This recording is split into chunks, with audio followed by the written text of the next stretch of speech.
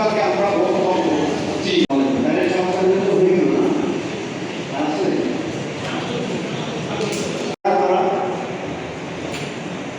আর অনেকগুলোর সভাপতি কে? জি আসসালামু আলাইকুম। তারা মোটামুটি আগে থেকে একটি করছে, তাদের সাথে যে কাজগুলো আমরা একটি আশা করছি। অনেকগুলো আমাদের কর্মী কেমন আছে? আমাদের কর্মী আছে, আলহামদুলিল্লাহ অনেক কর্মী আছে আমাদের।